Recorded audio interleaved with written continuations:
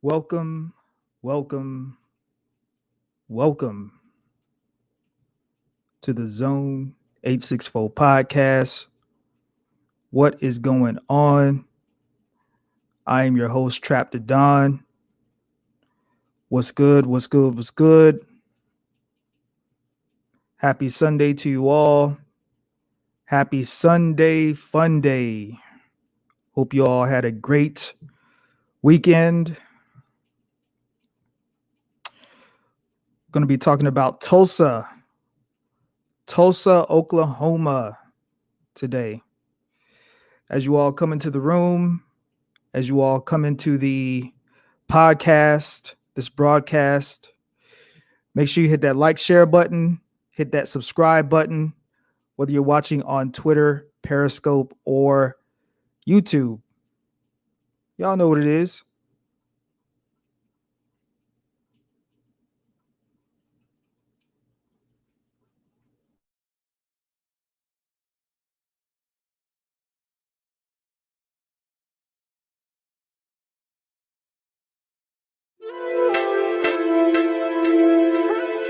What's up? What's up? What's up?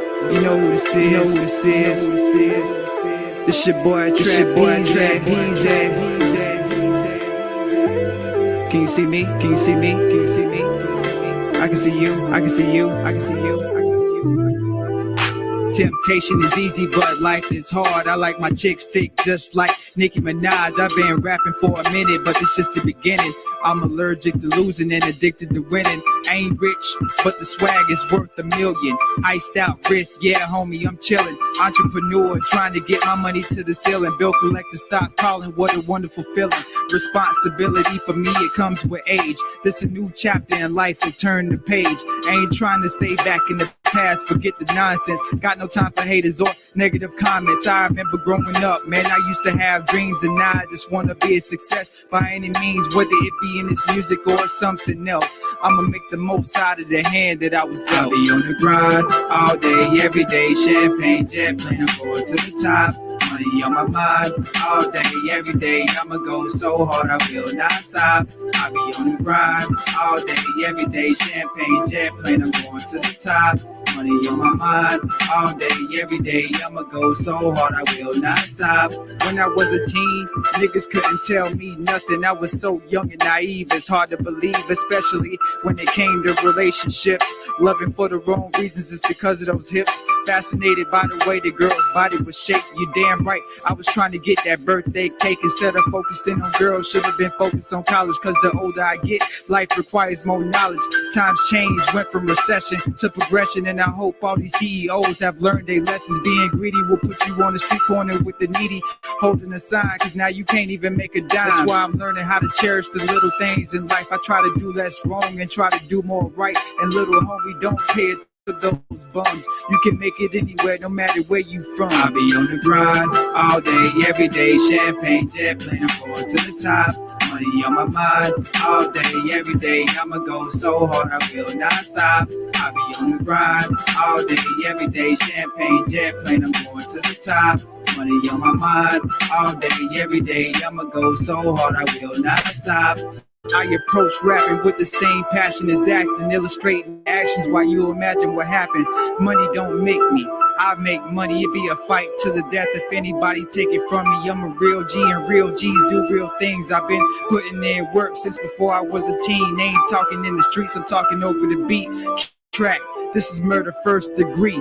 Music is like a drug that I just can't kick. So every other week it's like I'm putting out new shit. It's like a natural high when I got the pen in my hand. I can go to different places. I don't think you understand. I'm only human, so I'ma express the way that I feel. Mommy don't like me cussing in my raps for real, but this microphone is my favorite place to vent. And if I said it in my lyrics, then that's what I really meant. I be on the grind all day, every day. Champagne, jet plane, I'm going to the top.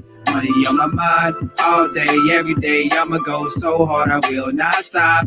I be on the grind all day, every day. Champagne, jet plane, I'm going to the top. Money on my mind all day, every day. I'ma go so hard, I will not stop.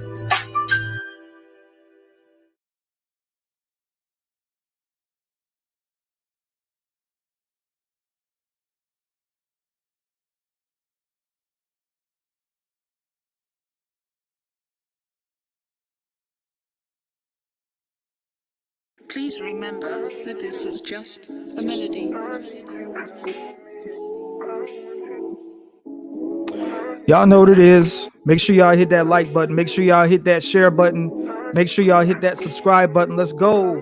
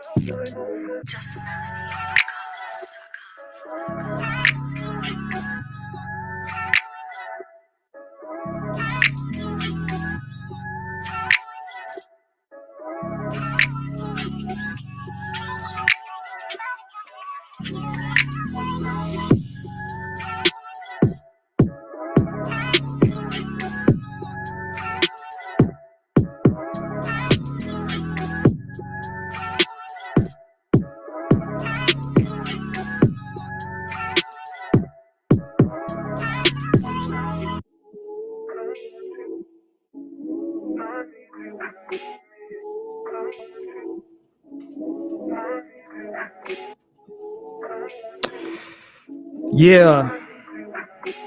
Yeah. Yeah. King of this mic since 11 years old. I'm a stand-up guy and I'm never gonna fold. Love this music, never sold my soul. Mama used to tell me everything that glitters ain't gold. Hey,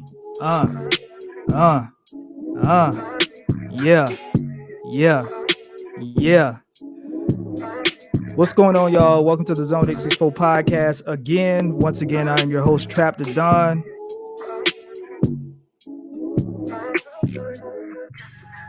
We're gonna be talking about the 1921 Tulsa, Oklahoma massacre.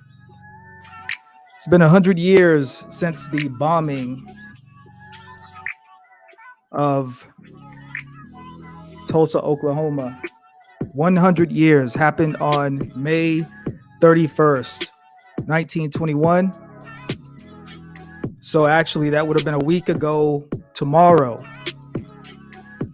I believe, was 100 years. Yeah, you know, it's a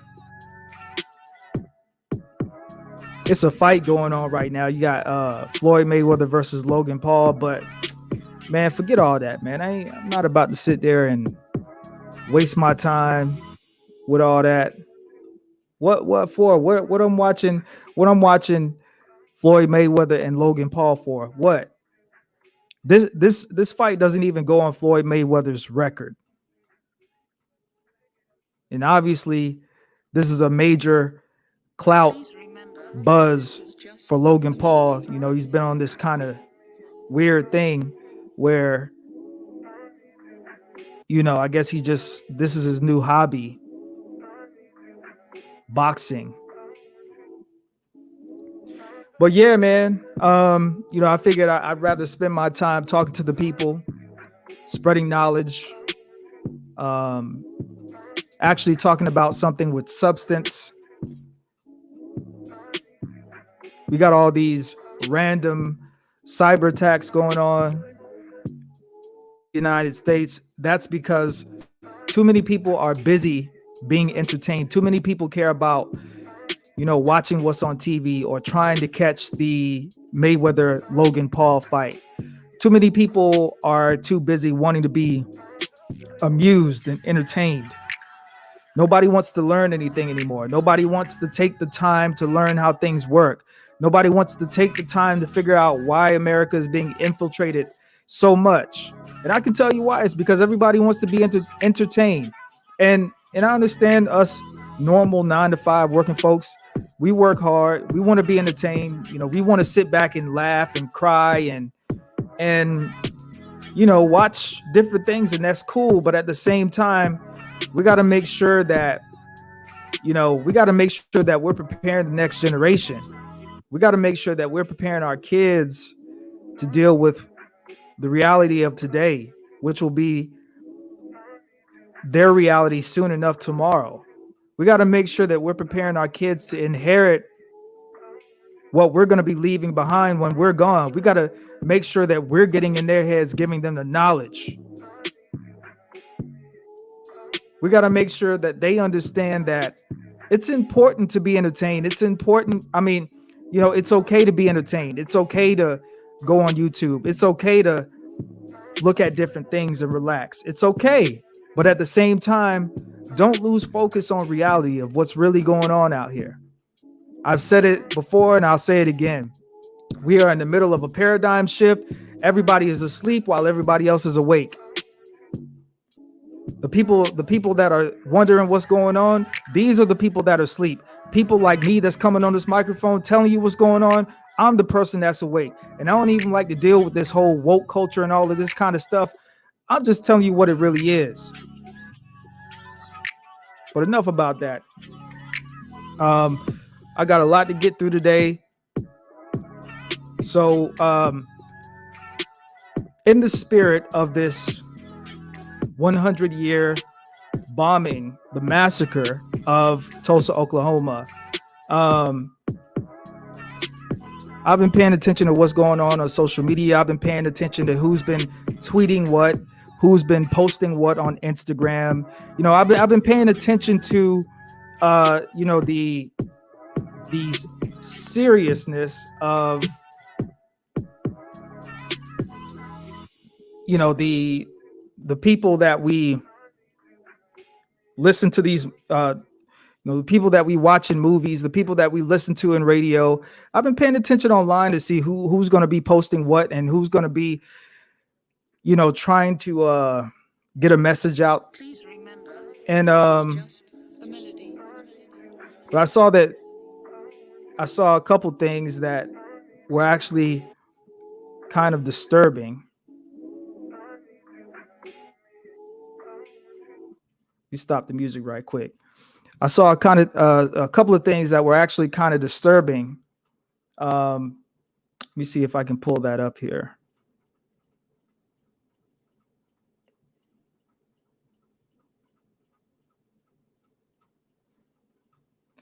Okay, so here's one of the first clips I want to show y'all this evening. It's a little bit disturbing given the atrocity that happened 100 years ago when a bomb was dropped on Black people, when a bomb was dropped on not just Black people, but American citizens, when a bomb was dropped on American citizens that obliterated their town, obliterated families, obliterated children, obliterated economic prosperity. Let me show y'all this first clip.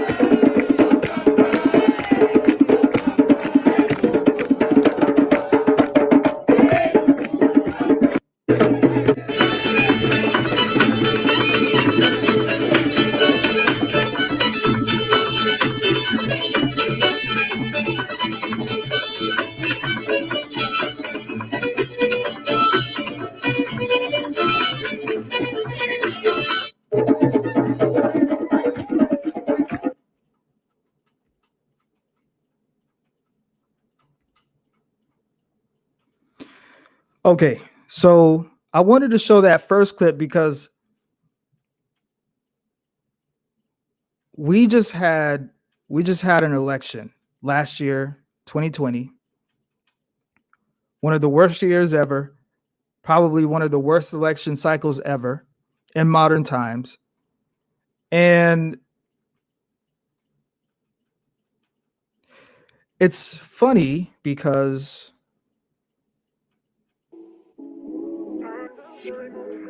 got to get my groove music back. I use this as a rhythm to keep my train of thought.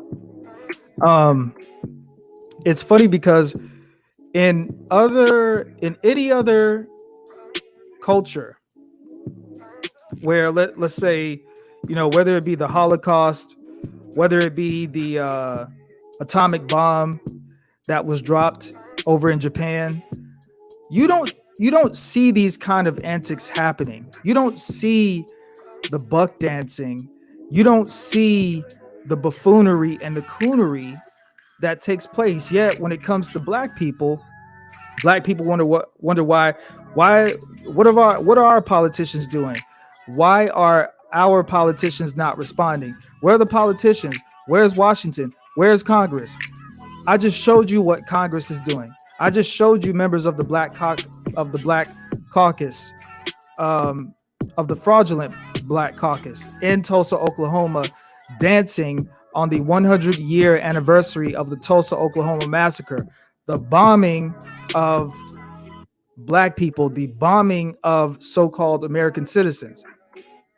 Now, in regards to the Holocaust, in regards to the Hiroshima bombing in Japan, you're not going to see all of that buffoonery. You're not going to see all of that buck dancing. You're not going to see all of that cooning going on. You're not going to see all of that nonsense and shenanigans going on.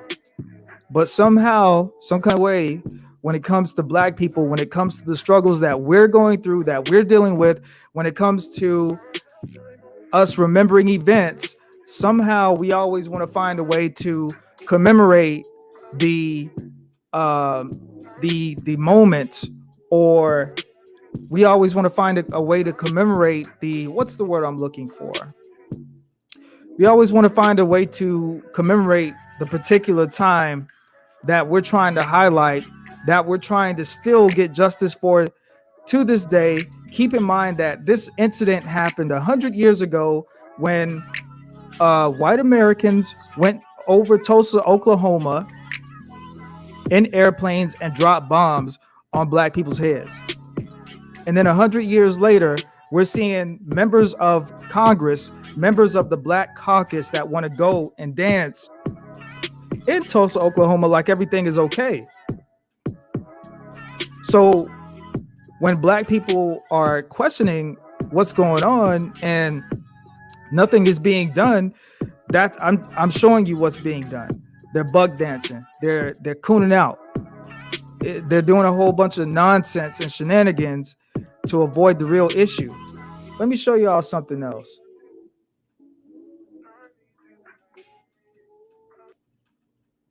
Let me show y'all something else here. Something else very disturbing.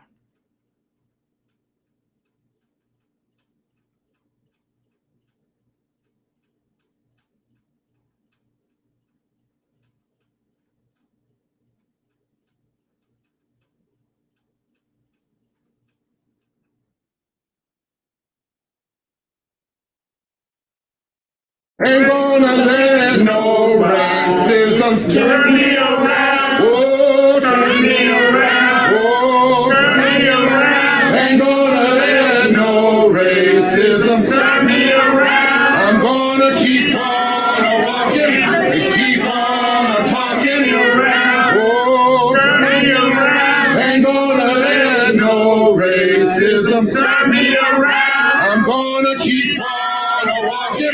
Keep on talking, we're walking up to freedom. One more time, everybody. Ain't gonna let nobody. Come on, y'all. Turn me around. Everybody. Turn me around. Oh, turn me around. Ain't gonna let nobody.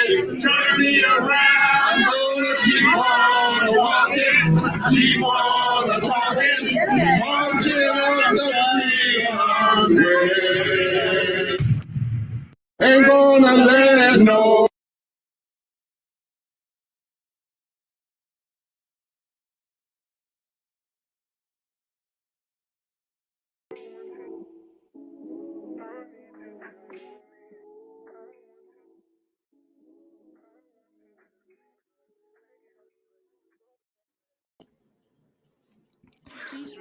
Did y'all see that nonsense? We had a whole incident where white Americans took an airplane, white supremacists. Let me be more specific because I hate saying, white Americans, because all white people ain't evil. There's a lot of good white people out there, a lot of decent white people out there. Why are people singing? Why are people singing? Why are people singing? What is there to be joyful? What is there? What is singing gonna do? Those people that y'all seen in that video, that clip I just played, are 100 years old, over 100 years old, and they lived to see 2021. And here you have this preacher in this video. I believe his name is Reverend Dr. Barber or something like that. Now, I've heard this man speak a few times on, a few different political issues, and I actually respect his, how should I say this? I respect the way that he articulates himself when it comes to particular issues. I like the way he has a very wide knowledge base of history and events, because he's been around a long time, and he's been active doing what he does a long time. So, I've seen him on shows like The Breakfast Club and various other news outlets, and I do respect the fact that he can articulate himself very well and recall incidents, and tell us a lot of what happened back then, tell us what happened back then, and tell modern day society and black people what events happened back then. And that's another thing you see, and that's a reason why it's important for us to know our history, for black folks to know our history.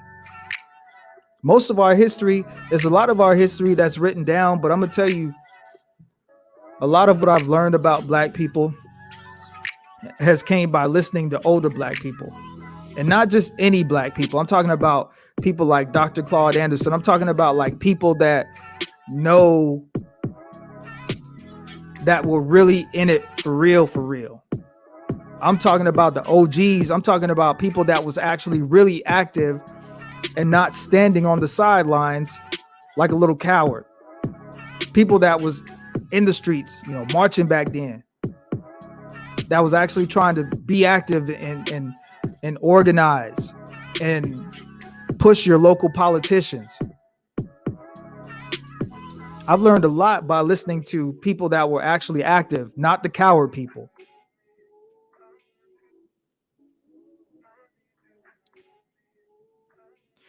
And something that's funny, out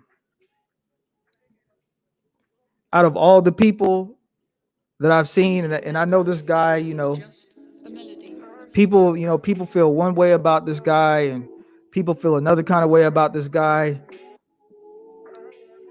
Puff Daddy, aka Diddy, aka Brother Love. This dude got so many names, man. Like, dude changed his name like once every decade. Like, I get it. Like, you're trying to reinvent yourself. Like, I get it. Like, but pick a name and stick with it. Stop changing your name once every decade. In 2030, he'll probably have a new name. In 2040, he'll probably have another name. But Puffy is, and again, I've seen some people post scattered things here and there, but Puffy is the only person, one of the only like mainstream people that I've seen come out on his IG page with the spirit of the mindset that we need to have in this day and age in 2021. He's the only one, like, out of, I don't know if 50 posted something on his page, other people, but Puffy is the only one that I really seen post something on his page in the spirit of how we should be thinking in this day and age. Let me go ahead and play that for y'all real quick.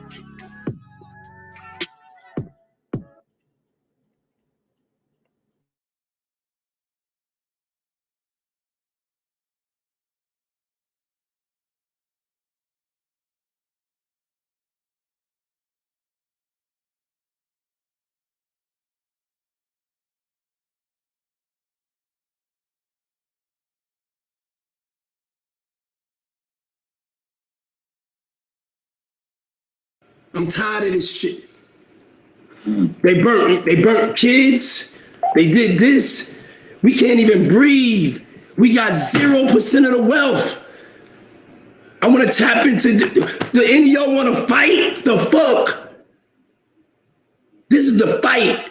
All that other shit, nah, we can get all that other shit. We get some motherfucking money and get some independence and start getting the resources so we can police our own communities. We can hire our own, everything starts from money. We want to cure that, you need money. You want to affect the wealth gap, you need money. You want to do education, you need anything. That's it. Leave. If you don't have no money, you're just going to sit here and be a broke nigga with no money, talk about the same shit they was talking about 100 years ago. And I'm not doing that.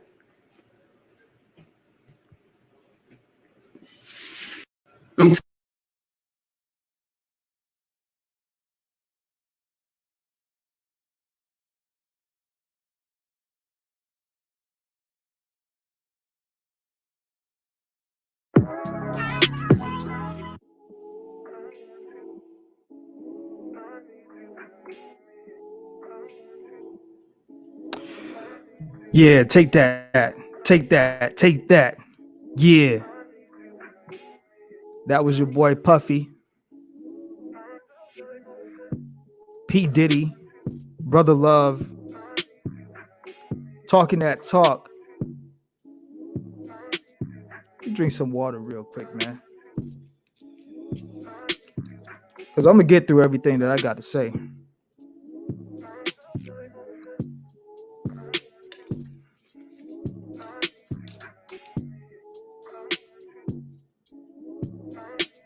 He posted another little clip on his page too, but I'm not going to get in that because I really want to get into the main course of what I want us to pay attention to tonight. We're going to be watching an interview by Dr. Boyce Watkins and Dr. Claude Anderson.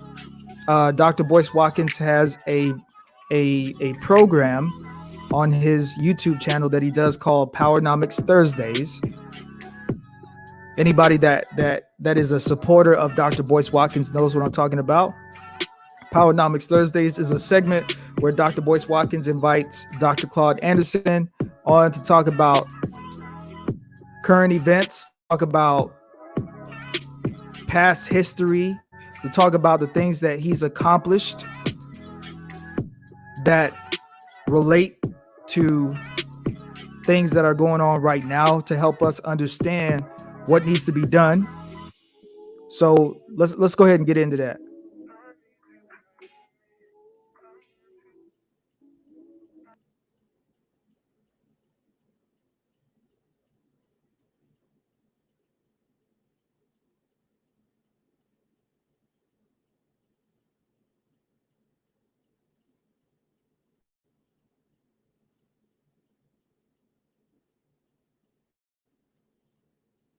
Also, so I don't get hit with a copyright strike, I'm sharing this information as education.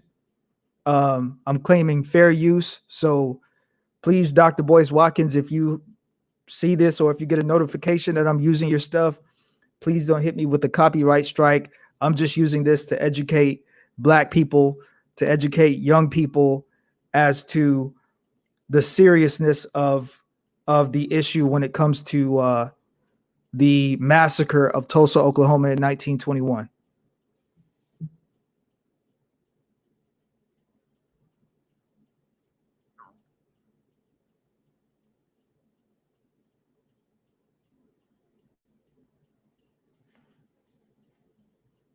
Okay, so in this first It's just a couple of segments. We're gonna be this hour. This interview, as you can see, is an hour and 8 minutes long. We're not gonna go over the entire hour and 8 minutes, but just a couple segments that I want to that I found interesting about this clip.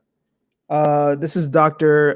Boyce Watkins, Dr. Claude Anderson. This is where Dr. Claude Anderson begins to educate people and let people know about Tulsa. He also unveils some other information, which we'll be discussing as well. And then he also dives into what racism is as well. Here we go. Let me ask you a question, then I'm gonna unmute and I'm gonna mute myself. Dr. Anderson, this week, one of the things that was interesting about Joe Biden discussing reparations and Black Wall Street is that he talked about Tulsa. He talked about what happened in Tulsa. A lot of people were talking about it because it's the 100-year anniversary. He met with the survivors who are all over 100 years old, and there was a lot of conversation there. Now, my concern is that we're going to get caught up in the symbolism, that simply acknowledging what happened in Tulsa will be the same as doing what is necessary. When I see that with what happened with Tulsa, I see that as an example of what happened all across the country in hundreds of different cities. Also, I'm concerned that we're going to get so caught in the symbolism that we'll forget about the 15 trillion in reparations that are owed to Black people. So I'd like for you, I figured you were the perfect person to help educate us on that. And so, Dr. Anderson, if you could you tell us a little bit about maybe some of the things that we should know about not just Tulsa, but what happened all throughout the country over time in terms of these kinds of destructive events, and also how we need to view this and seize this opportunity to have a more important conversation? Well, I'll be glad to do that. And just start off with a basic point. Basic point is that nothing has happened significantly for Black folk. You know why? Because, see, Black folk are not in this system. They're outside of the system. They're outside and underneath it. That's why it's not going to happen for them. And because that's one of the things I talked about on page, let's say 64. Say if you were to open up Power Numbers, look to page 64, what I talked about on that page, it was that what I called the future would be based on what I call the boundary line. Why? Because you see what you call B.W. Du Bois has talked about that in the 20th century, the issue would be the color line. I said, that is over. They're starting in the 21st century. What you're in now is going to be the boundary line. Everything will get confused because nobody's abiding by anything anymore. Everybody, where we used to be where during slavery, Blacks were the meeks, the weaks, and the freaks. Now everybody wants to give a pretense that they're equal to Black folk by saying we're also part of the meeks and weaks and the freaks, and we've been misused and abused. Now let's go back to get to your point. So let's go back. You asked about Tulsa. See, first of all, Tulsa was not the original Wall Street. And you got all these Black folks sit up in colleges, and that's the worst people to be asking about anything about right now. Okay, so that's one of the first important things that Dr. Claude Anderson has said. You heard it out of the goat's mouth, out of the king's mouth. Tulsa was not the original Black Wall Street. Tulsa, I repeat, was not the original Black Wall Street. Most of them just go read a book. Next, they go out and get in front of a bunch of students to try to show how erudite they are. And most of them know what they're talking about. That's why I just got through seeing on the news. Here's a woman who do like most of them do, particularly the college professors. Any book thing I put in my book, they'll go out and cherry pick it out of there and try to and say, well, I teach for college, so I'm on a manifold that says that I must either publish or perish. And I'm gonna go pick up Dr. Anderson's books, and I'm gonna pick 2 or 3 or 4 lines out of there and write me a book. And so she's got out a book now to I got a book on the Second Amendment. Hell, I've been teaching that now for 30-something damn years, and that's all in my books. And there she's almost word for word talking about that we have to understand the Second Amendment. Anybody had my books already understand that. The next one got up, Jim Crow, segregation, that's a second type of slavery. That's re-enslavement. Everybody should have known that by now. So let's go back to my point I want to get to. I keep deviating. But you talk about Tulsa. Tulsa was not the original first Wall Street in America. And it wasn't really Tulsa then. It was really Greenwood, right? That adjoins and abuts It abuts Wall Street. I mean, Tulsa. The real Wall Street was down in North Carolina. That was down in Durham, North Carolina. Boom. So as y'all can see, this is why I wanted y'all to actually see this video. This is why I wanted us to actually watch this together. Because as you can see, Dr. Claude Anderson is a person that is going to give you the facts. This is a man who knows his history. This is a man who is a not only an American historian, but a Black historian. Okay, so that's why somebody like Dr. Claude Anderson is special, because he not only can give you everything about American history, he's also going to tell you about Black history too. And so as he just said, Tulsa, Oklahoma was not the first Black Wall Street. Durham, North Carolina, that was the first Black Wall Street. And that's something that you won't hear a lot of mainstream media say. That's something that a lot of Black people that work for these news stations, the CNNs, MSNBC, ABC, you're not going to hear a lot of Black people spit this kind of knowledge. They're not going to sit, all they're going to do is perpetuate and keep talking about this time of year, Tulsa, Oklahoma. You're not going to get the real knowledge from them. This is why listening to people like Dr. Claude Anderson is important, because you find out two things. You find out that Tulsa was not the first Black Wall Street. You find out that the first Black Wall Street was actually in Durham, North Carolina. See, Blacks in Durham, North Carolina was more advanced than any Blacks in the country. I mean, any Blacks that got more than a third grade education say, well, how would Tulsa jump that far ahead and become so sophisticated economically way out in the damn wilderness, way out in Oklahoma, some damn place, in Kansas and all that? How'd they get so advanced? Because the real Wall Street was in Durham, North Carolina, and that one got wiped out.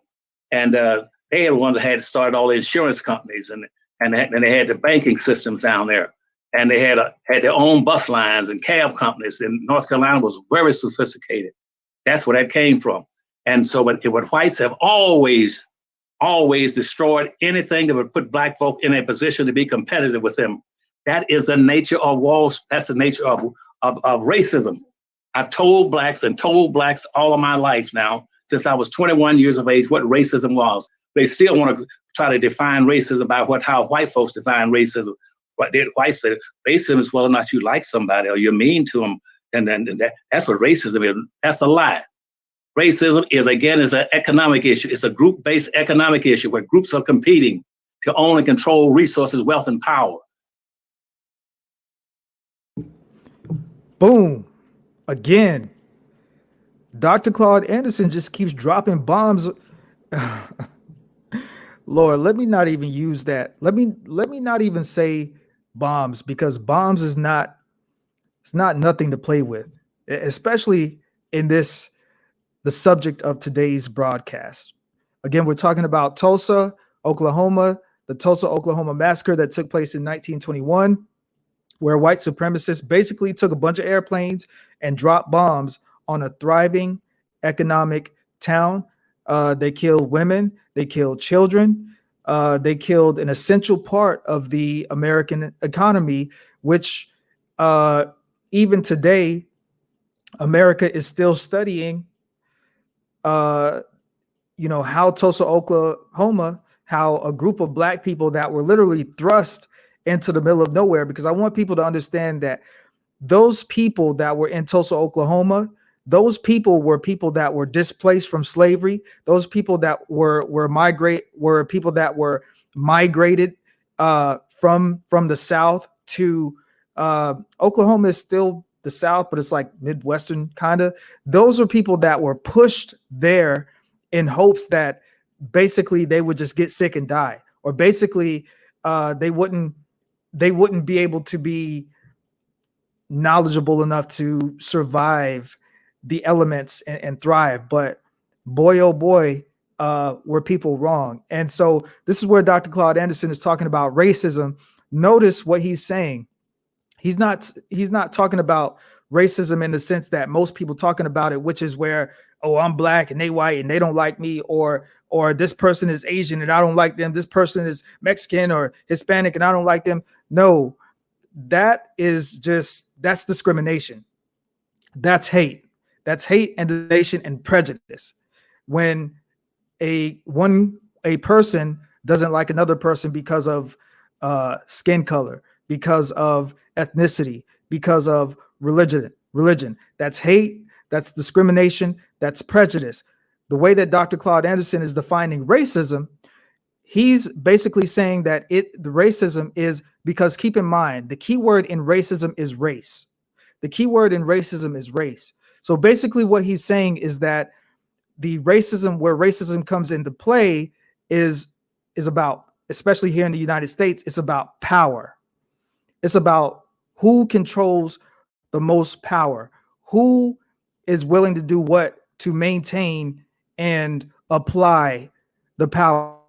It's all about power, because the race, typically the first person to something, the first group with something, the group that has the most of something is winning the race. That's what racism really is. It has nothing to do with skin color. It has nothing to do with ethnicity. It has nothing to do with religion. That's hatred, discrimination, prejudice.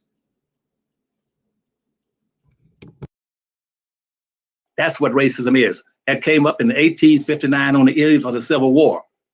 And so, and a few blacks have been profiting, like Durham, and they said, we're going to get rid of that. We're going to get rid of Tulsa. And they went out and killed about 600 people in Tulsa and whole damn city down. But it was not only the Broad Society, but also the little air aviation out there, almost like a National Guard. They also they dropped the bombs on the houses and burnt down the churches and buildings and everything. They did that there, but that's not the only place. They also burned down Wilmington, North Carolina, where blacks were doing extremely well up in Wilmington, North Carolina. They burned out Wilmington. And then after they got to burn out Wilmington, then they went over and burned out a couple of places in Nashville where black folk had big, broad communities, doing extremely well, had their own businesses and their own communities. And why do I say communities? Because you see, whites have never wanted black folk to have communities. What they wanted to do was be isolated and be disorganized so they can come in, and whites can come in anytime they want them. It started off originally way back in colonial days. They were called maroon towns.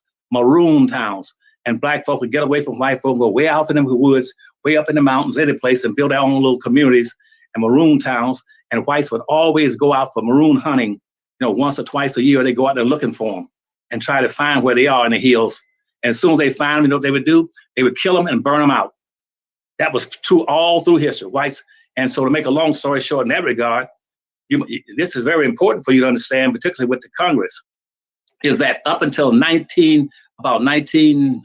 me get the right date for you, until about 1940, up to about 1948, or late 1940s, that out of all the riots in America, of all the burnings and destruction of cities in America, black folk had never burned down a city or town, never burned down a white neighborhood, never burned down a white community, have never.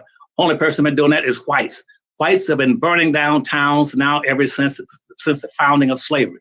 And black folk don't know that. They let every time there's a disorder in a city, they say, all you black folk like to do is just burn down things at whites' home. Yes, because that's what you've been doing. They learned it from you. And there's never been one damn place in this nation where black folk have initiated and conducted a riot or a racial disorder and burned down the town.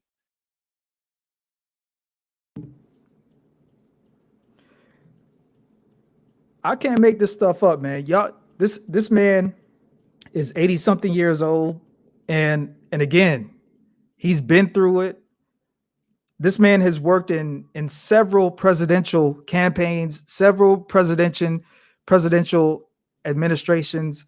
I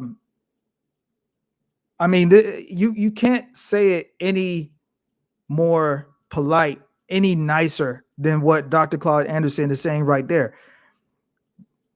We had the protest and all of the backlash that happened last summer because of George Floyd, Breonna Taylor, Ahmaud Arbery, Rashard Brooks, countless. The name goes on. I can keep going and going and going. What Dr. Claude Anderson is saying is when these things happen, of course, Black people there are some people out there that go out there with us in protest. So, but it's primarily, we're seeing Black people on the news. Y'all know what it is, man. Let's not play games. You guys know that society, these police, the government, you guys know that they have it out for Black people, especially Black men. Black men are, I don't want to say we're an endangered species, but we are in constant danger. Everyone's in constant danger, but all I'm saying is that a routine traffic stop for a Black man, 9 times out of 10, is more prone to go wrong and escalate as opposed to another person of another ethnicity. And I'm not saying that other ethnicities don't get treated wrong, don't get treated bad, but at the end of the day, is no group of people that's been on this earth that have been through more bullshit than Black people. All of this stop Asian hate and all of this stuff, yeah, I get it. I get it. People are starting to, get the courage and voice their opinions. And when you have an incident like the white supremacists in Atlanta that went in that massage parlor and offed 6 Asian white women, I get it. It's a horrific act. I get it. But at the same time, these are things that Black people are constantly dealing with all over the globe every single day. Every single day. People, literally, it's kind of like, okay, they wake up today and see, okay, how can we mess with Black society today? That's literally what it is. And it's nobody that can challenge what I'm saying. It's nobody that can challenge what I'm saying. You just sat there and you heard Dr. Claude Anderson say, well, the reason that Black people want to burn stuff down and shoot stuff up when we get mad is because we learned it from the white supremacists. They were the ones that did that. They were the ones that go around the world and colonialize different nations and wipe out groups of people and commit genocide and spread all of this nasty white supremacy and put all of these stupid ass systems in place because they don't want to be competitive, because they know at the end of the day that if they don't enable that stupid system of white supremacy, they know that they're actually going to have to think. They know that they're actually going to have to work. They know that they're actually going to have to show and prove. And it's in our DNA. It's in Black people's DNA to show and prove. We created math. We created science. We are the original people. We created a lot of this stuff that we use on a lot of the stuff that's in our cell phones, that's in this computer, in our TV, without the hard work of the Congolese people. I'll have these electronics and stuff wouldn't even work if it wasn't for the people of the Congo doing what they do to make sure that we get all of this. I can't remember exactly what the name of the material is, but without that special material in your computers, in your cell phones, in your TVs, in various other electronic devices, it's not going to work.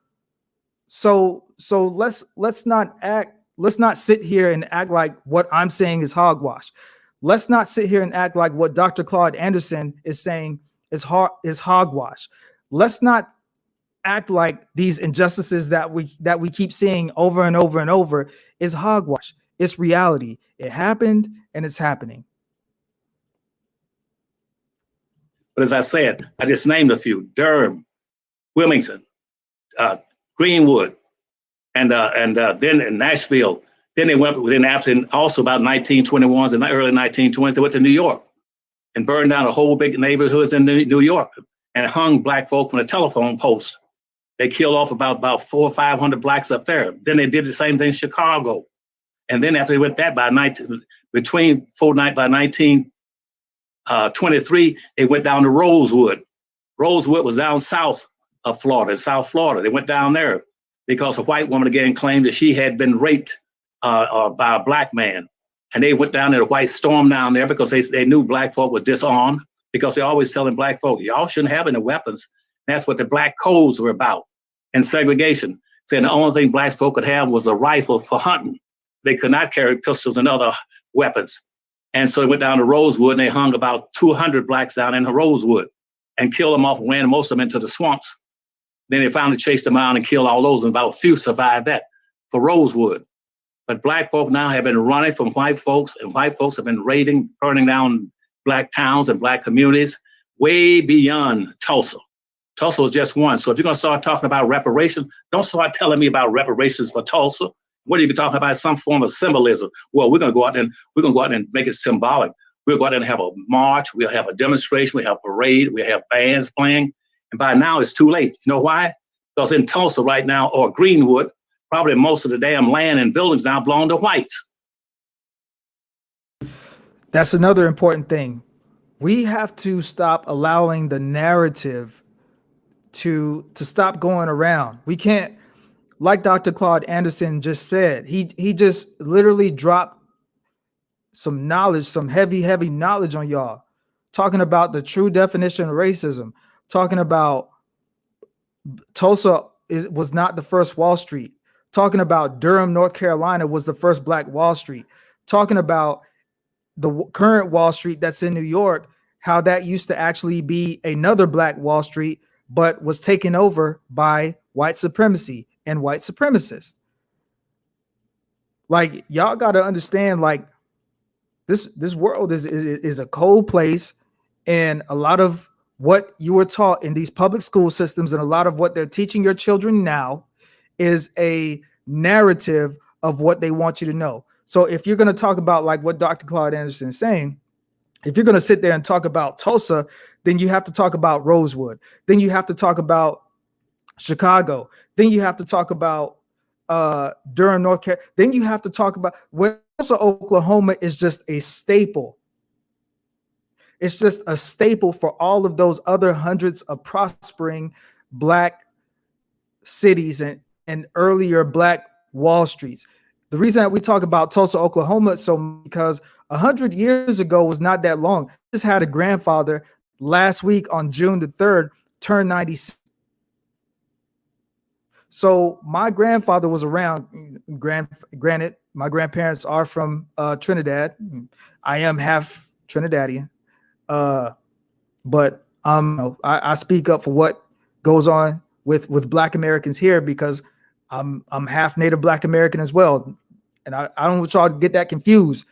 I'm not talking about the Native American Indians. I'm not talking about the Navajo and the Cherokee and the other tribe. When I say Native Black American, I mean that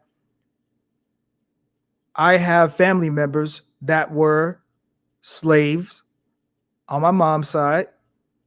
Therefore, my people on my mother's side are native to this land, Native Black American. So the same way that you have the Native American Indian, which would be the Navajo, the Cherokee, and all the other tribes, I am half Trinidadian and I am half Native Black American because my people, my ancestors are native to this land.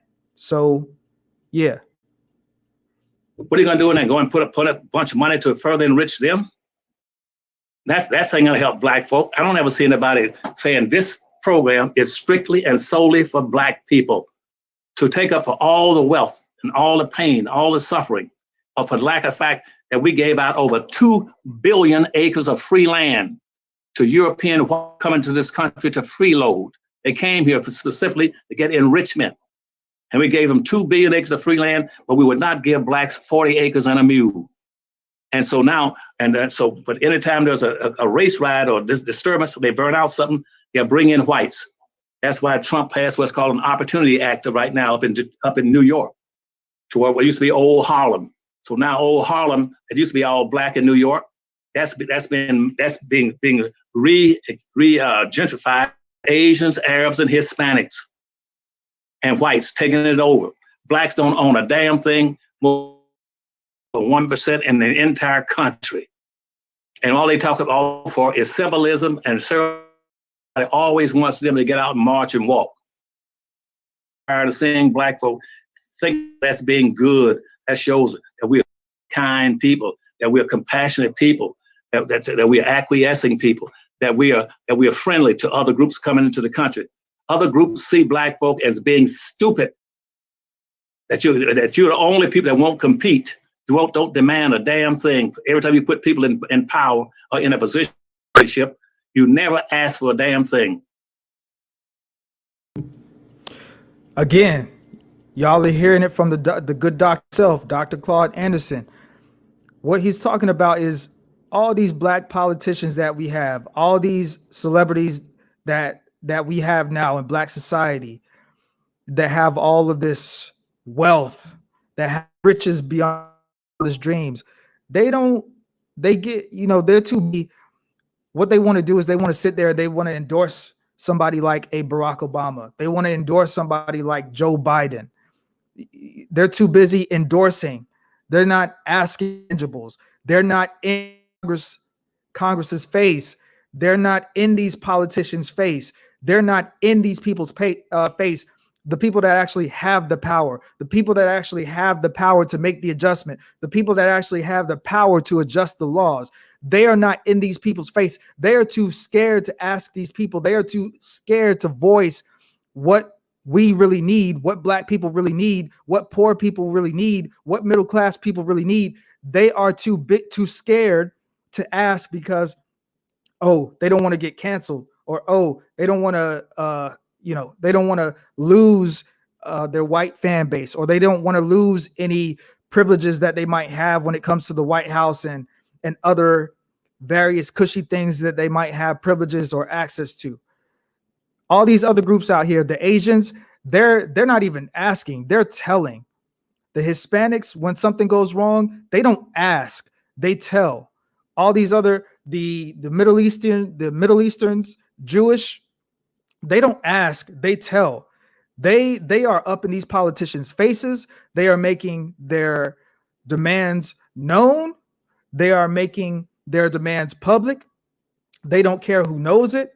They are going to the fullest extents to make sure that legislation is written and passed in their favor. They are going to the highest of the high to make sure that whatever is in their agenda, they're going to get that passed. They don't give a damn. And that's what Dr. Claude Anderson is talking about. Black people are too busy thinking about, oh, well, if I go in there and I ask for reparations, then people are going to hate me. If I go in there and I ask for my 40 acres and a mule, then people are going to think, so who gives a damn? Who gives a damn? If you got to get if it takes getting canceled for you to actually realize that, okay, what I'm doing, what I'm requesting, what I'm trying to get done is bigger than them canceling me, then so be it. If you don't sell out shows and concerts anymore because you're trying to help black people get reparations, because you're trying to repair the damage, because you're trying to fight the good fight and getting the US government to give black people what is owed to us,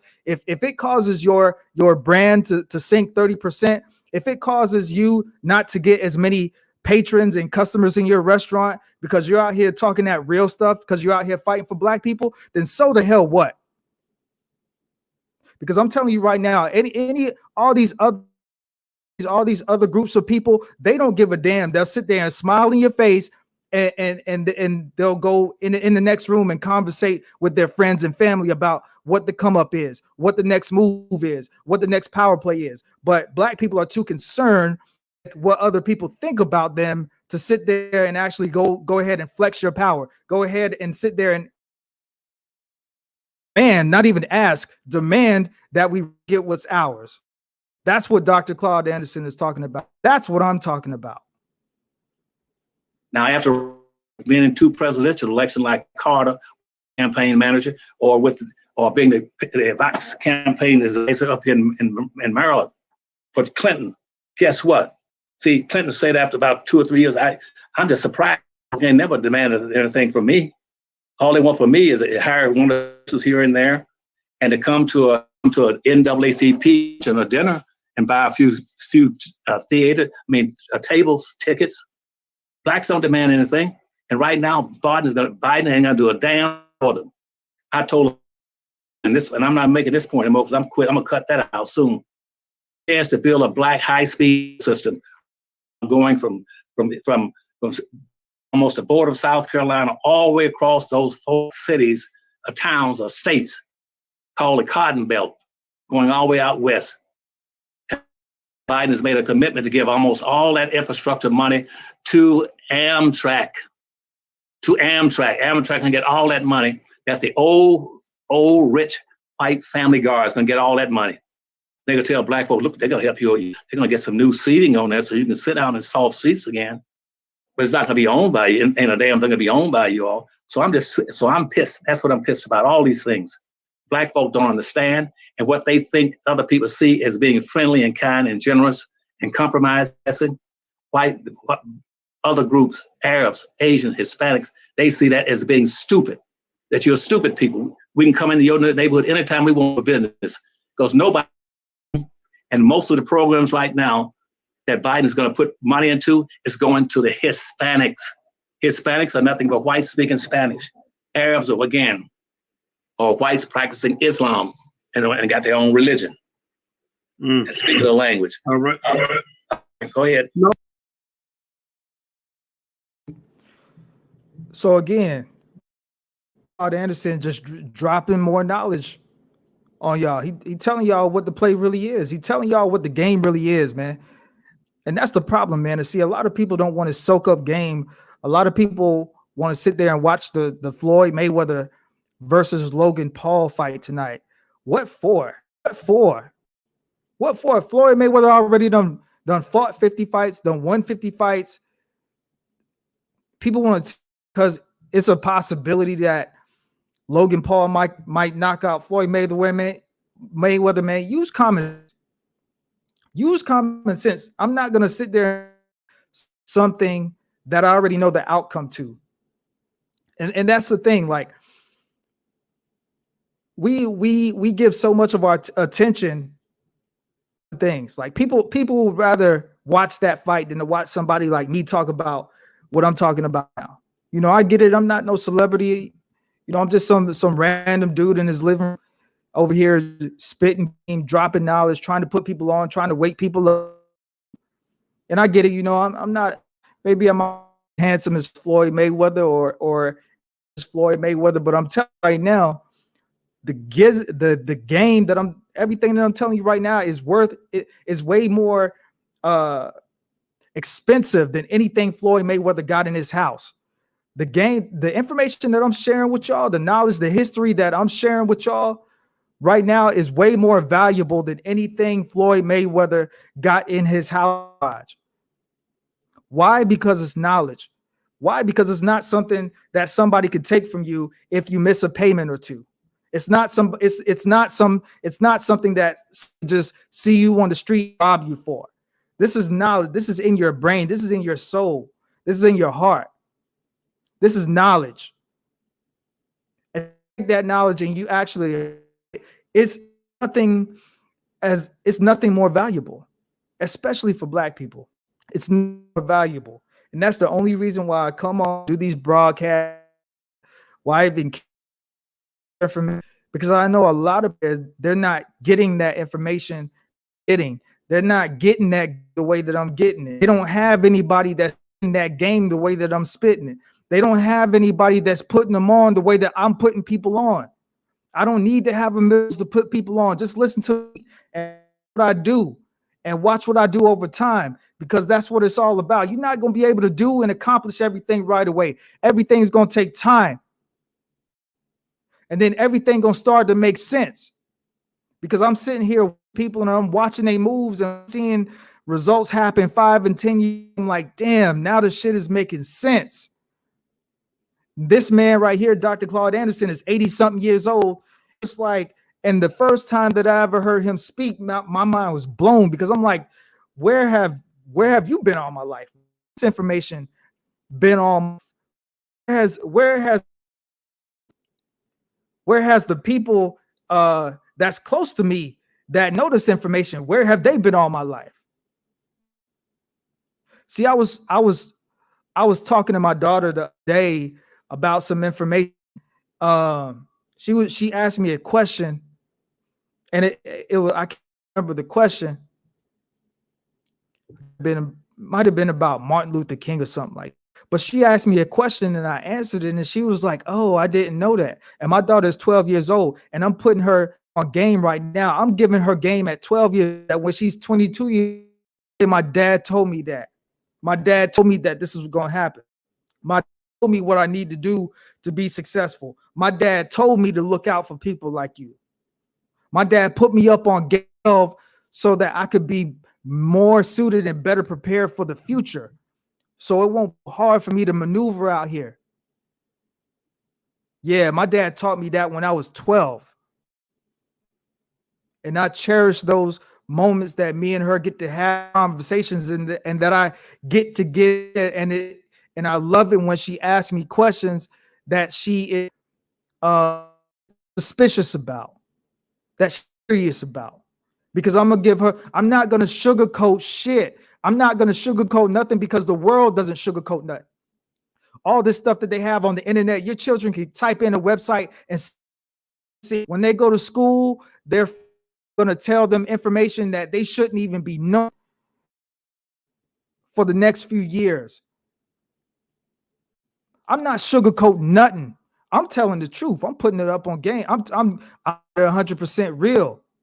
This is why I wanted to share this information and talk about Tulsa, because now we should have about 25, 30, 40, 50 different around the country. We got states, and I don't know of any Tulsas other than off the Atlanta is probably the closest thing that we have to a modern day Tulsa. But the thing about it is that even though there's a lot of black people in Atlanta, black people don't run Atlanta. White people do.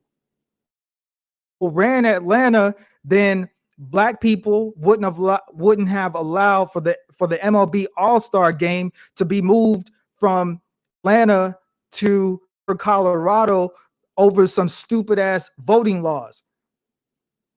These voting laws that they're coming up with in Atlanta is not going to stop anybody.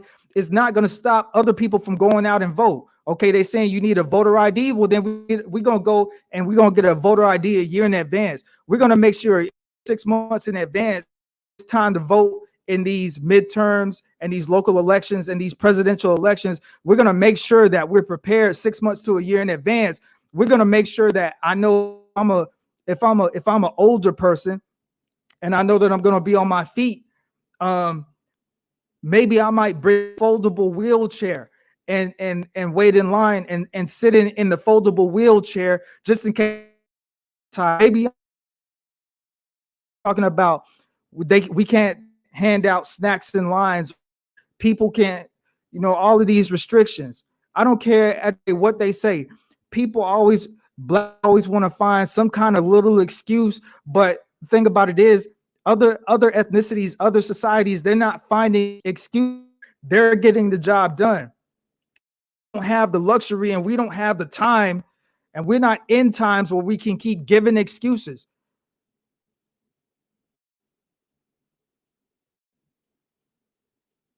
I find it's real funny to me how I'm sitting here watching all these other ethnicities, all these other different types of people progress and have success. But when it comes to black people, we always got excuses about something over some damn voters' rights law. I want to get in their feelings. People want to stop movie productions. Like, business is business at the end of the day. That's just what, man. This is the country that we live in. We live in a white supremacist country. And why do we live in a white supremacist country? We live in a white supremacist country because the system of white supremacy is in control. The system of white supremacy is in control. So therefore, it's up to you to come up with your own systems and mechanisms to combat that. So it's going to be better for our kids and grands. But y'all don't want to hear that, though. Y'all don't want to hear that, though. That's too real for y'all. I'm just a young dude. I'm a young dude in his living room talking crazy over here, talking this freedom talk over here, talking this black talk. The older people probably listening to me like, oh Lord, he don't know nothing. He don't know. Back in my day, we got hit with the fire hoses and we got beat on the bridge and we had, you know what? Yeah, I did, because, and talking about, but the reason you do that is I didn't fight back. When Kanye West statement and he said slavery was a choice, that was a very harsh statement at first. I was upset at Kanye when he made that statement, when he went out there and he slavery was a choice. I didn't like that one bit, but the older I get, days and weeks that went by, I'm starting to process that. And at the end of the day, death is a choice. Sometimes you got to be willing to go out like that, man. Sometimes you got to be willing to fight to the death. You got to be willing to go as far as it takes. And sometimes it's going to take death. Sometimes it is going to take death. So when I look back in hindsight and I reflect on something like that, what Kanye was saying when slavery was a choice, I get that now. And you have to be a different kind of person to understand exactly what he means when he says something like that, what he was talking about when he said something like that. And I get it now.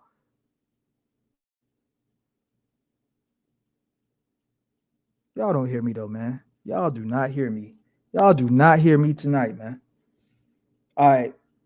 So we're going to listen to this last segment here with Dr. Boyce Watkins and Dr. Claude Anderson.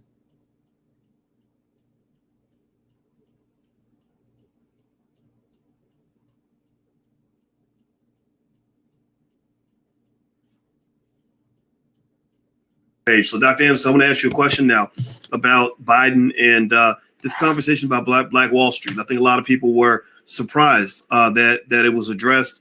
Remember, it took 100 years to get to even this point. You know, he sat down with some of the survivors who, unfortunately, they're over 100 years old. I guess he had to address it because it's the 100-year anniversary. But, the thing is that, when Biden or anybody in the administration is having conversations about Black history or reparations or Black Wall Street, they don't talk to people like you. The community, millions of people in the community know that someone like yourself knows this stuff like the back of his hand. You know where the bodies are buried. You know all the information that people need to have. So in your words, why do you think that they are hesitant to speak to someone like yourself, even though you're right down the street, right in D.C.? They could easily pick up the phone, call you, bring you in for a congressional hearing and hear the whole story. Why do you think they're hesitant to do that? Well, for a simple fact, that white folks basically are homicidal and not suicidal. Why would they want to bring me in there? They know I would give supply black folk with the history of all the issues and also solutions for how to better improve themselves and the quality of life so they can enrich themselves, enrich their communities, and enrich other black folk. They don't want to do that. The first thing I would say when I see blacks, they talk, well, what we're going to have, let's have a study of whether or not we should have reparations for black folk. Hell, you didn't have studies for all the other people you gave reparations to. That is an insult. Why do black folks sit there and let people insult them and not do a damn thing for them? See, they didn't study all the white folks in the South after the Civil War was over. When they set up the Freedmen Bank for black folk, they put money and resources in there, saying the Freedmen Bank in the 1860s should have been taking care of black folk. But they switched it off, and guess what? And gave all the land that white folk in the South had lost on those plantations. They got all them billions of acres of free land in the South, all across the country and out west. They didn't do a study saying let's have a 7-year study to see whether or not they're entitled to some reparations since they lost the war. No, they gave them back all the darn land. Then turned around and created a law called the Black Codes and all that, saying now we'll even give you back to black people. We'll reparate you all by not only giving you back all the land that you lost during the Civil War, we'll give you back all the blacks that you lost during the Civil War. And for black women and for white women said, well, we can help y'all keep these blacks in a hole in the late 1900s, about 1918. Said, because right now, black folk are coming back from World War I in Europe. And those blacks will come back and they're concerned about getting more opportunities and privileges and rights in the economics. And we could help you all if you all give us the right to vote. And so white man went in and passed Amendment 19 to get white women a right to vote if they didn't own land. But white women have always had the right to vote, but they had to own land, had to have land in their name. And so that's why they passed Amendment 19. Nobody ever tells you that we women want the right to vote. Hell, you always had the right to vote. And the man that was owned everything that you were sleeping with and going to bed with, having babies for and cooking for, he owned every damn thing. You co-owned it, co-controlled it, co-influenced it, and inherited 100% of it. And she got reparations. Nobody did a study after World War II. After we had World War II with Europe, with the Germans, and at the end of the war, we gave reparations to call it the Marshall Plan across Europe with billions of dollars. Nobody did a study, Dr. Watkins.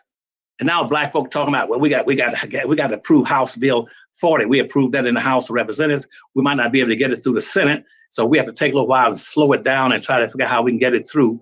And this is now House Bill 40. That's an insult and a shame, even me talking about it. Set up a study of seven member, 3 representatives from the House, 3 from the Senate, and 1 from the damn White House to study whether or not blacks should get reparations. That is an insult. I see blacks all over the country, including some of the blacks in Congress saying. So what Dr. Claude Anderson is talking about right here, he's talking about reparations, talking about when other groups that go through things like, let's say, the Holocaust, or when the Japanese, the Americans dropped the bomb on the Japanese, I believe, Hiroshima. Basically, what he's getting at is when it comes to other groups, they don't have to do a study. They don't have to have discussions and pass all kind of bills and laws about reparations. They get those reparations. It's not until it comes to black people when it's time for the United States to confront black people, to confront the past, to confront the 40 acres and a mule, what we were promised after slavery. It's not until when it comes to black people, that's when they want to do all of these studies. That's when they want to have all of these discussions. That's when they talk about they need to pass all of these bills. That's when they want to slow up the process. That's when they want to try to throw a Barack Obama in front of your face to get you out of focus so that you can focus on a cool president, so that you can focus on somebody that's cool with Jay-Z and Beyonce, so that you can focus on somebody that's cool with the LGBTQ and all of that stuff. That's what they do. Is anytime the conversation started to get real, anytime shit started to get real, they always throw a diversion.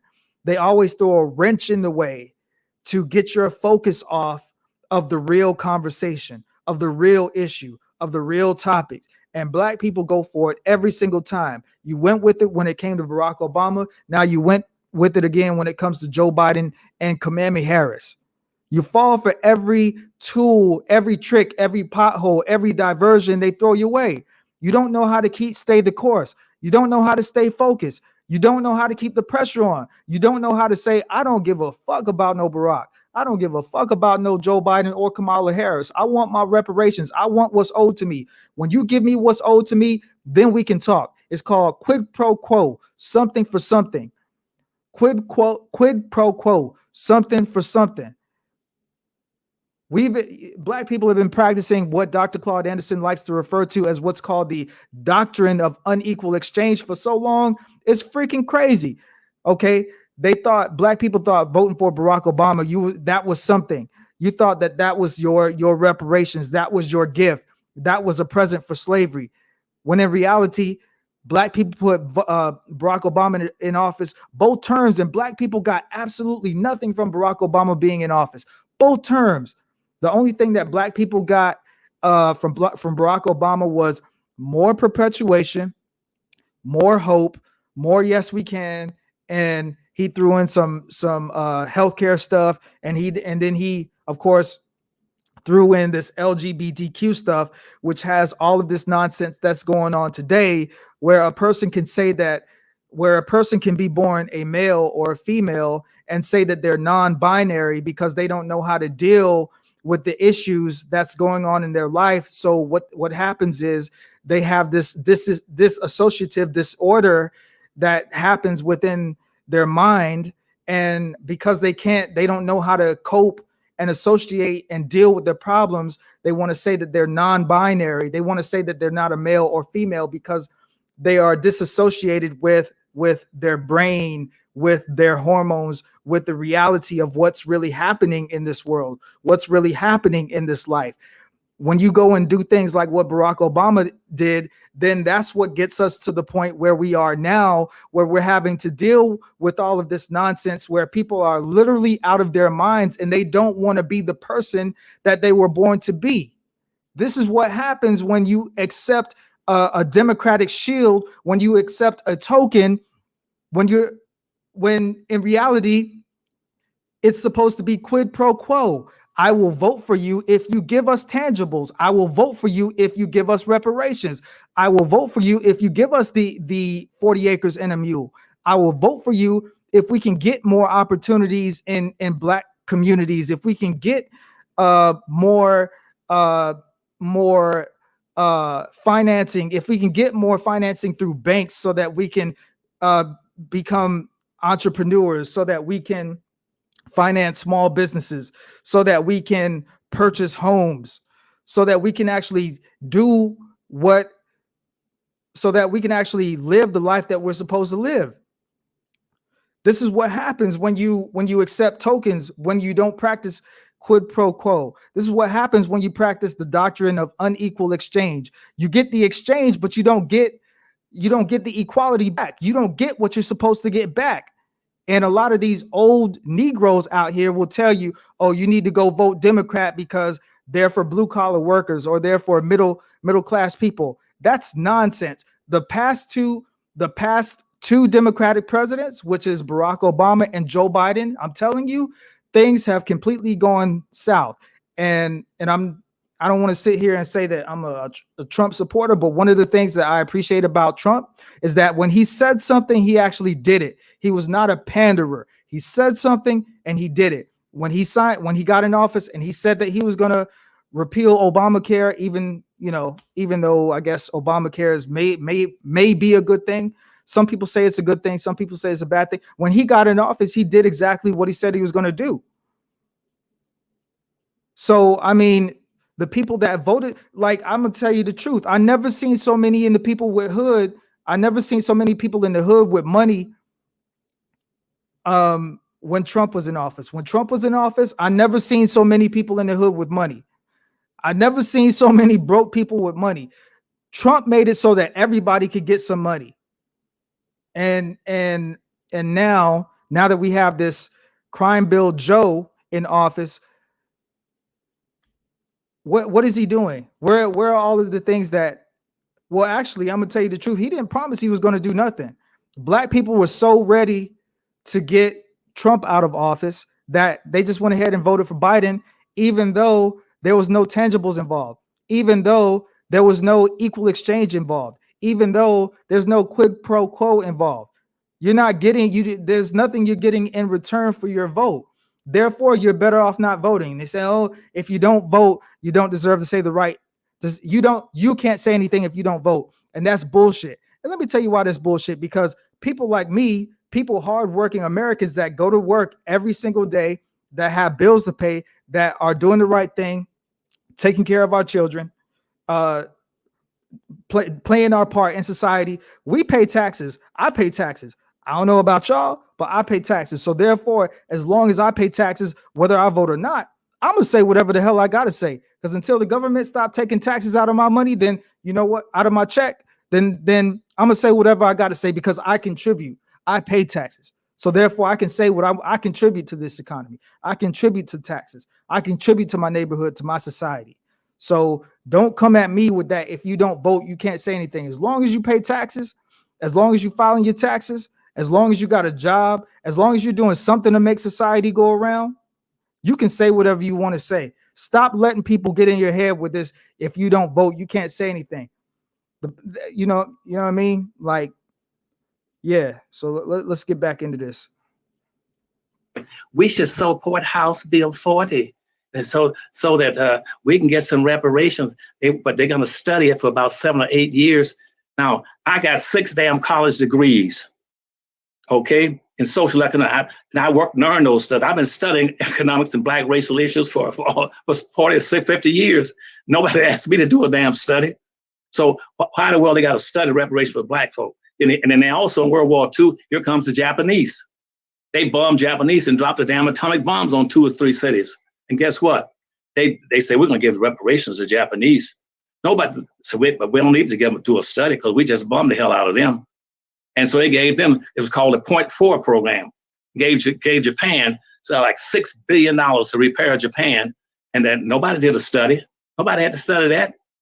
And they gave reparations also to the Cubans after they took over Cuba and Puerto Rico. Nobody studied that. Everybody's gotten reparations except black people. But every time you start talking about giving black folk some money, some economics for the pain and suffering and the damage and economic and educational inflictions you put on them, you always got to have a damn study. That is an insult. I wish a white person would come to me and ask you, what do you think about a damn study? After you go study your mama. Don't come to me, ask me about a study. Don't need no study, know what you've been doing to black folk now for 465 years. You've inflicted pain and suffering on, and every 24 hours, and you know it. But they said, well, but we know black folk, we can easily put them off by telling them we'll study it. And then after 7 years, we said we were against it. And so we would have saved 7 years of paying them some money and all that kind of stuff. No, you tell them that when you destroyed Tulsa and you destroyed Roseland, you destroyed Nashville, you destroyed you mentioned North Carolina. I just so you know, Dr. Anson, I took a note on your list. You made a list. You said Durham, Wilmington, Greenwood, Nashville, New York, Chicago, Rosewood. And those are just the first few that you named, but there's, I'm sure, many others. I just want to help you on that list. Go ahead, please continue. I can probably, if I had time, I could probably figure out how to sit somewhere and do a lot of thinking. There were over 300 places. I'm not including the maroon towns they burned out. Maroon town where black folk had built structures. Or now last week, everybody was celebrating. Let's celebrate the Arlington Cemetery because this is gonna be the day for. That's a special day to remember those who gave their lives for the country. And we'll call it Memorial Day. That was not a Memorial Day. What they wiped out over there used to be a black called Freedom Village. That's what that was over there. It was called Freedom Village, and that was called Flag Day. Things they were doing for black folks to bury the soldiers who were killed in the Civil War. The Union soldiers, they had a cemetery over there, belonged to black folk in a black town. They wiped out Wall Street. That's also another important fact as well, that is not talked about at all when something like Memorial Day. So a lot of black people don't know that Memorial Day was actually created by slaves to commemorate the black soldiers that actually died in the Civil War. So for a country to hate black people so much, you sure do steal a lot of shit from black people. You sure do use a lot of concepts that black people come up with. I mean, you want to talk about influence. I mean, look at hip hop and rap music. It's something that was created by black people. It's the most popular thing in the world. It influences everything here in the United States. All of the entertainment, all of the fashion, all of that is influenced by rap and hip hop music. So when it comes to something like Memorial Day, I just want y'all to understand that Memorial Day is not just a day that somebody declared it's a holiday at the end of May. Memorial Day was created by black slaves, black people, to commemorate the dead soldiers after the Civil War. That's something that they're not going to teach y'all in schools. That's definitely something that they're not going to teach black children. This is why it's important, black parents. This is why, and hell, any parent for that matter, because I'm telling you this, and it don't matter in this situation. It doesn't matter what color you are. I think that this is important. This is an important fact that every person, regardless of skin color, ethnicity, should know. That black people were the ones that created Memorial Day to commemorate the dead soldiers, the dead black soldiers that fought in the Civil War, and then later became an adopted holiday officially by the United States of America. So that is American history. It's not just black history, it's American history. And we need to, even though we have Black History Month, we need to put more emphasis that Black people that are a staple in America, Black people that have created things, came up with ideas and innovations. Not only that needs to be not only labeled as Black history, but also American history. For some reason, we have this strange thing of saying, oh, uh, uh, this Black person came up with peanut butter, so it's just Black history. No, everybody and their mama eats peanut butter. Everybody and their mama eats Reese's Cup or a Snickers or some kind of candy that got peanut butter in it. And if it wasn't for the person that invented peanut butter, then it something who knows, we wouldn't even have the kind of delicacies and candy that we have today. That something just as simple as peanut butter is a major contribution to the culture here in the United States of America. It's not just Black history, that's American history. So we got to quit treating and undermining the things that Black inventors and Black innovators come up with, and stop treating it like it's not American history when it really is. Wall Street used to be a Black community up in New York. They wiped that out. And now they put a big economic center up there called Wall Street. Every time they wipe Black folk out and kill Black folk, they said, what we're going to need to do is do a study and give something that will just be symbolic and ceremonious. Now, we wiped out Floyd, and by almost breaking his neck and suffocating him to death. Now, and a year ago, and now what should we do? Well, let's come up with a law that says we shouldn't do that anymore. That's what we should do. Boys, and you won't know why I'm pissed to the highest level of festivity. But that's what I can go on and on all day. But I'm not gonna monopolize your problem, your program today. But never in the history of this nation has one politician, not one white nor one Black, has ever done anything specifically and solely to address in monetary, economic terms the suffering and economic depredation of Black folk. Not one. And that's why every president was a slave owner. Up to the first 18 were slave owners. And they keep talking, well, we're gonna get some economic justice. Quit talking about justice. You can't get into justice in the United States. When you got 8 whites sitting on the United States Supreme Court, and the 9th white is a Black man, a white man pretending to be white sitting on the Supreme Court. How are you gonna get economic justice when almost 99% of all the federal judges were racist? And here's the end of it. And see, I always like to tell people what they should do. If you're going to understand all this stuff, whether you're talking about Tulsa or all these other places, you have to understand the whole nature of the Federalist Society and the Federalist papers that were passed at the same identical time that the Constitution. See all these people now talking about democracy. Well, Anderson, we get our democracy at risk. You never had a damn democracy. This country has never had a democracy. Never had it. They had a republic that was pretending to be a democracy. Because see, that's why the Federalist paper was submitted in 1789 in Philadelphia. Go back to 1776, you want to get the whole thing. Go back to 1776 when they came together to try to develop a constitution. And the Federalist paper was put in. The Federalist paper says basically that if you're going to try to build a democracy, it is the majority society's responsibility to take care if you're going to set up a minority. You can't have a society that says the majority will win and rule and the minority will lose and suffer. And expect people to go for that bull. And says, therefore, you got to say that if you're going to have a democracy where the majority will win and rule, then here's what you cannot do. You cannot take a specific group of people and target them for being the minorities, and then deny them the opportunity to become the majority by continuously bringing in and feeding the majority to increase them, so that the one group that is a minority will always remain a minority. So when they set up the Constitution back in 1789, Blacks were the official minority, and since that time Blacks has remained a minority now for 465 years. You know why? Because this nation's immigration policies, they keep bringing people in and bringing them and register in Washington, classify them as being whites.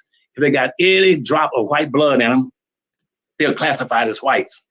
And that's why I got silly blacks sitting up in different colleges saying, one day we black folk gonna take over. You ain't gonna take over a damn thing. White folk keep changing the damn terms. So white folk will always be the majority and you will never win. And that's what that's what the Federalist Paper says. The Federalist Paper says this, that if you set up a democracy where a minority will always lose and always remain a minority, then that minority doesn't have any responsibility. They have no responsibility. They have no responsibility or obligation to do anything that you decide to do. And listen to what I'm telling you. This is the Federalist Paper now that was approved at the same time the United States Constitution was approved. That says if you in fact set up a democracy in the United States, and you say that the majority will win and rule, and the minority will lose and suffer, and you say we got these slaves coming in, they're going to be a minority. You cannot keep bringing in whites over them, and whether they are European whites, Asian whites, or Muslim whites, or Hispanic whites. 70% of whites, Hispanics were whites until 1970. Now they are coming in over black, and that's what Biden's going to respond to. It's what Hispanics want. Hispanics now have increased by 5,600% just since 1960. And blacks only increased by 300, and Hispanics have increased by 5,600%. That's almost 7,000% in their population just since 2000. And that's why black folk, now Hispanics are the rulers over blacks. Now blacks were used to be the number two citizen in the country. They are now number 3. And now the Arabs and the Muslims are going to get together. And in less than 30 years, they're going to combine their groups. And guess what? They're now going to push black folk into being 4th-class citizens. They're going to say, you blacks were 2nd-class citizens for 465 years. Hispanics make you 3rd-class citizens.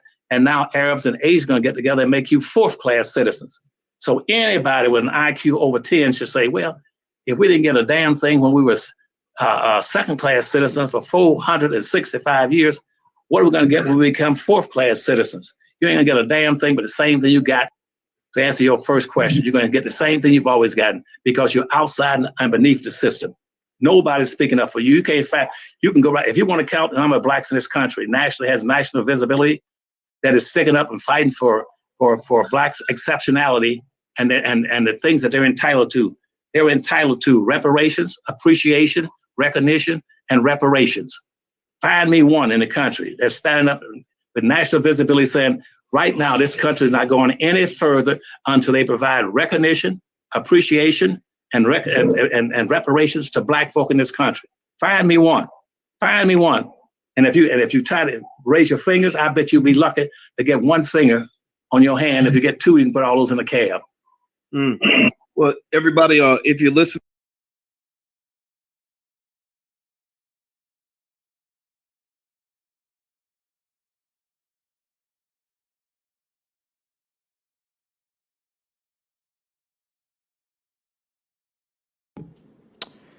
Okay, and there you have it. So that's the information that I wanted to share from Dr. Claude Anderson, Dr. Boyce Watkins. I thought that was a good interview. I thought that was a very knowledgeable.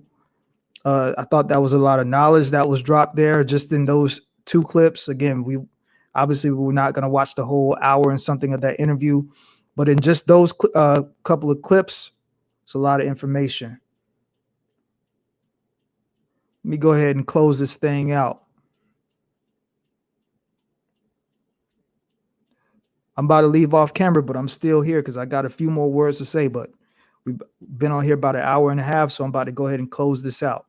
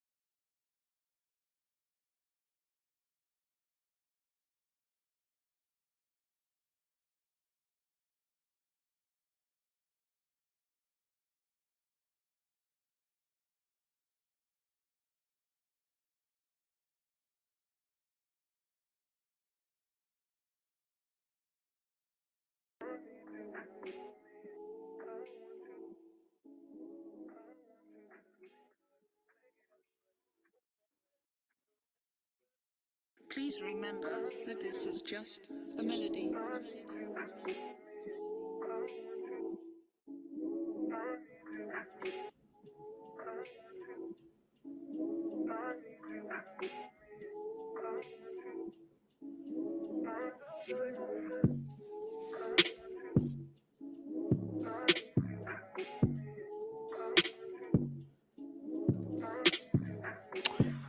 Okay.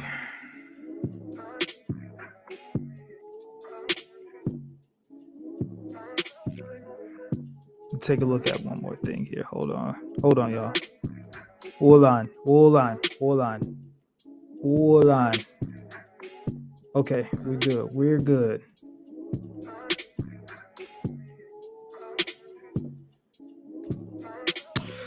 So there we have it.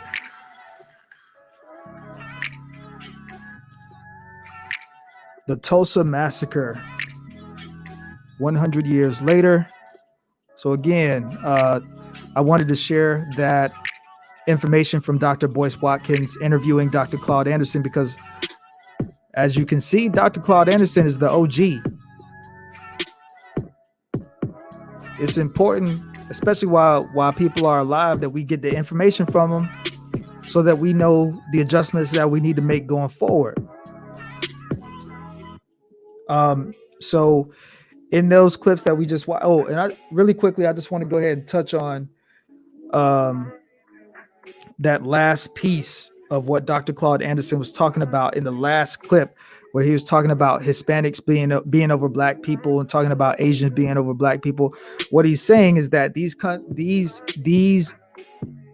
groups of people are migrating into the country in record numbers.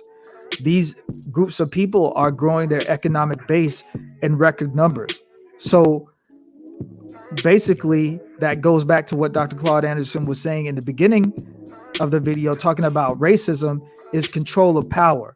Again, if somebody hating you because of your skin color, your religion, that's not necessarily racism. That's just discrimination. That's hatred. That's prejudice. Racism is the race to see who can obtain the most power. It's about power and resources. And the Hispanics and the Asians, again, they're migrating into this country in record numbers. They're obtaining power and resources in larger numbers than Black people are, because Black people, for some reason, are still slow, stuck in the mind, behind the curve, stuck in the past, don't want to put in the work to get forward. And when I say don't want to put in the work to get forward, I'm not talking about all Black people. What I'm talking about is, I'm mostly talking about a lot of these old Negroes, a lot of these older folks out here talking about vote for Biden. A lot of these old Negroes talking about vote. Well, y'all voted for the last 50, 60, 70 years, and you still have had very little progress. As far as I'm concerned, where this nation is right now in terms of where Black people are considered in this nation, Black people are still in the 60s. If you want to ask me, this country really hasn't improved that much since the 60s. After Dr. King got killed in 68, that was it. And if you really want to be real, the next revolution to really come along and actually have some kind of power behind it is hip hop music. Because if you remember, in the beginning of hip hop music, I want to say maybe that late 80s, early 90s era, there was a lot of political messaging, a lot of conscious minds, a lot of conscious groups, a lot of positive messages in the music.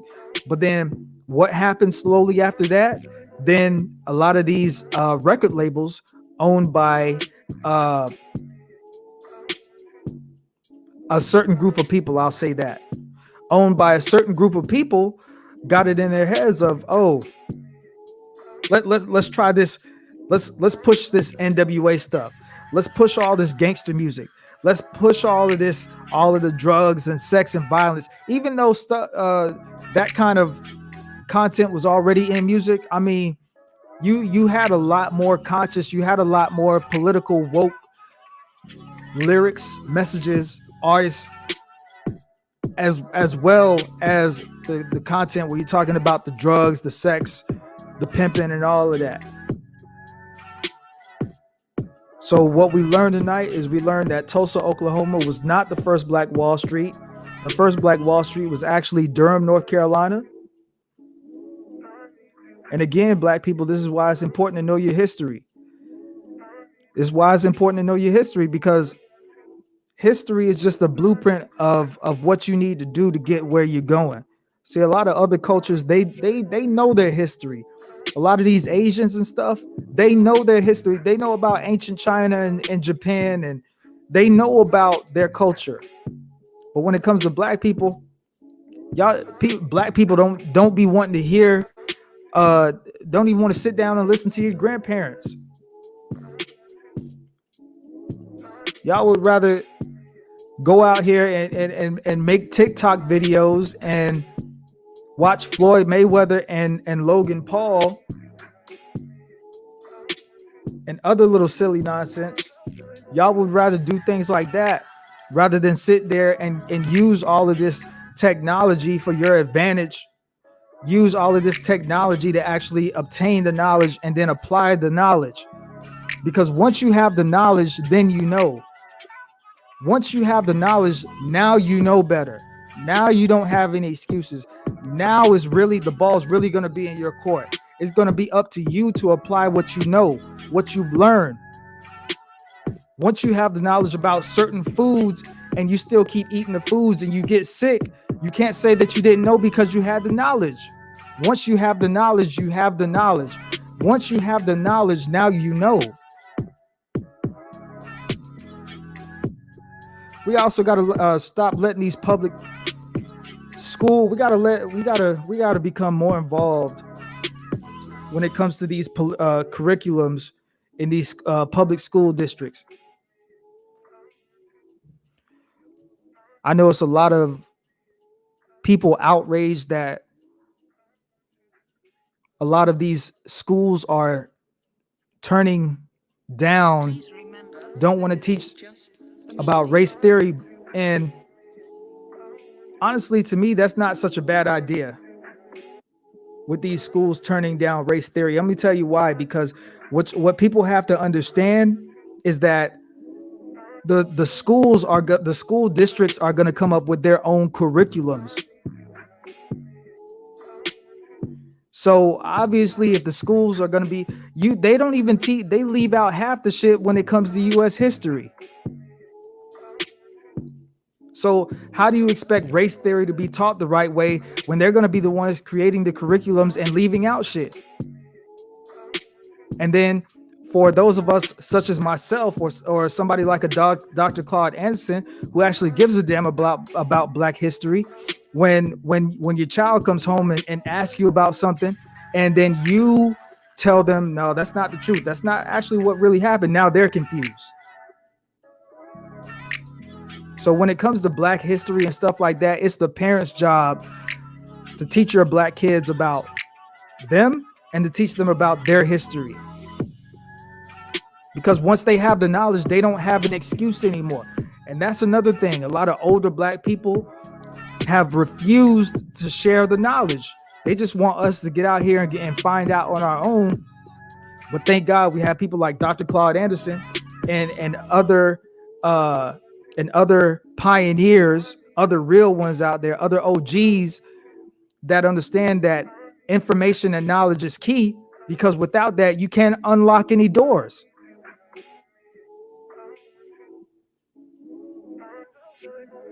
So just keep in mind that when it comes to stuff like race theory or any kind of history, they're going to teach you what they want you to know, not what you should know.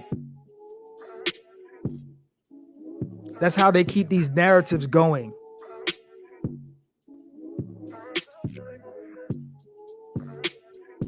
It's been 100 years since the Tulsa, Oklahoma massacre. Again, like I said earlier in the broadcast, we should have 20, 25, 30, 40, maybe 50 Tulsa, Oklahomas, 50 Black Wall Streets around the country. But like Dr. Claude Anderson also mentioned, the reason that we don't have a lot of these things is because when we do build things, it gets burned down, it gets torn down, it gets destroyed.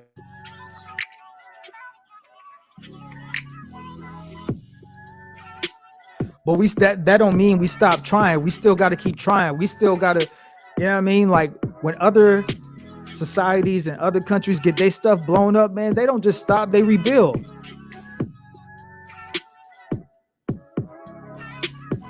And we have to understand that just because we have some setbacks, that doesn't mean that we stop. We have the knowledge now to know better. We have the resources now to get out and actually do something.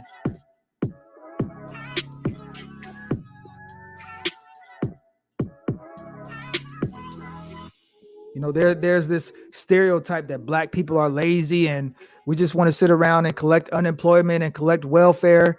No, that's not true. That's not true. We work hard. We work very hard. It's just that we have this thing called white supremacy. We have the system of white supremacy in place. So to spend a lot of our times, we have to dedicate a lot of our lives not only building, not only trying to build, also fighting at the same time. That's why the Hispanics are able to come in here and thrive. They're able to get their population and build their numbers. No, this is no diss to them. It just is what it is. This is why the Asians are now starting to get the attention that they're starting to get, because they understand that there's power in numbers. There's power in unity. There's power in group economics. There's power in economics. In economics. If you don't have the money, you can't do anything. Black people just want to go out here and sing and march in the streets, and that's all fine, because the marching keeps the attention on the issues that's really going on out here. But at the end of the day, if you don't have the economics behind that, then all of that singing and all of that marching was going to be for nothing. You don't have any power, any infrastructure behind that. You're just going to fall.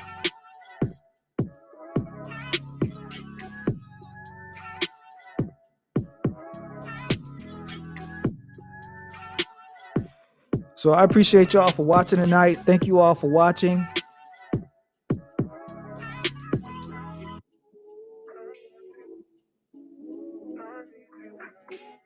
It's always good every time we can come together and share information.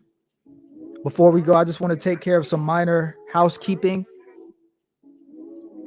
Do me a favor, hit that thumbs up button, hit that share button, hit that subscribe button. Let's get it in. Hit that thumbs up, hit that share, hit that subscribe button, whether you're watching on Twitter, Periscope, or YouTube.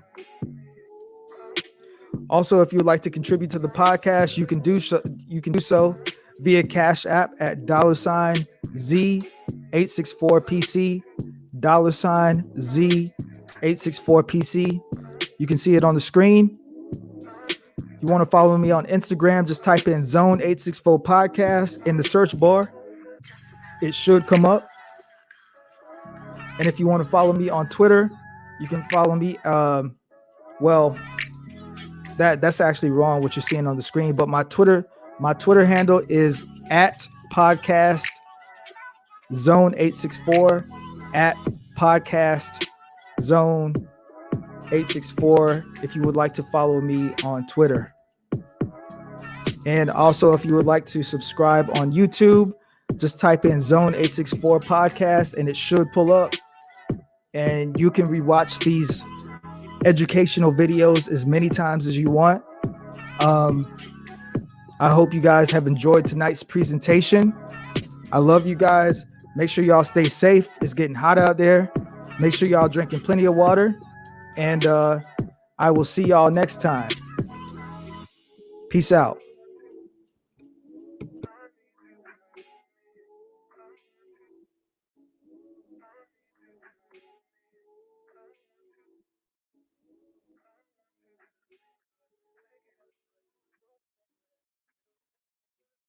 Please remember that this is just a melody.